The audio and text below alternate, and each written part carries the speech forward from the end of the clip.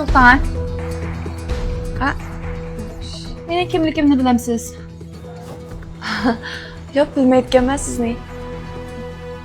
Siz Kavsarni obdan bilasiz? Ha, sizning da'vatqingiz Kavsar direktormi? Ha, bilaman. Bilasiz. Men Zeynep. Hozir siz davatgan Kavsar direktorning bo'g'is ayoli.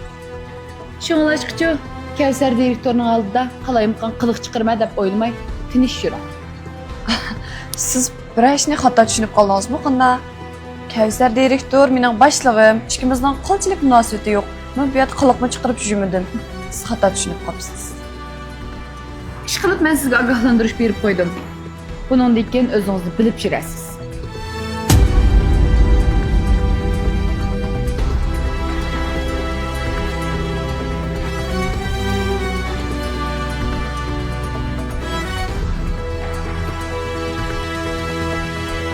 Ey balam, mush yaqında Kazira bir xil g'ayri bo'lib qoldi.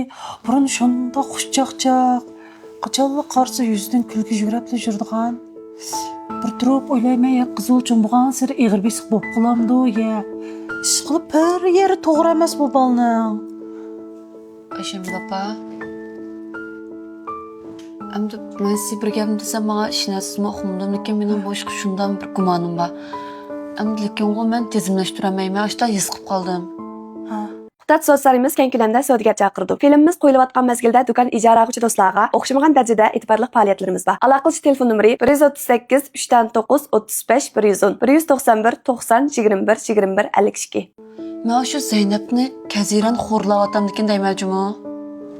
Voy. Voy bu qanday mümkün bo'lsin?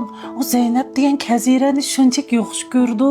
Uningizga men qachonli qarsam shikisi bir yadilla zodi. O mümkün emas meningcha. Siz-chi Ayşemil opa bir ishlar yuzaga kelam qaraydi ekansiz. Bu ish bunda yuzaga qarsangiz bo'lmaydi. O'ylab beqma. Kazira qachondan boshlab yuvashlab ketdi? Osh Kavsar akam bilan Zeynep yurgandan boshlabdi.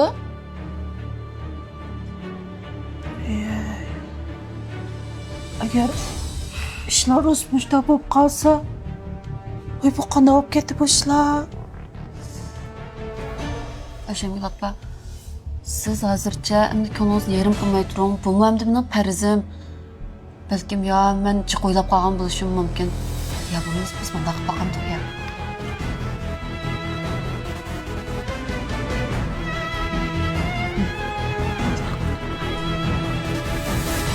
Bu filmning davomini biz o'z ovoz salonidan ko'ramiz. Salon nomeri boshqa.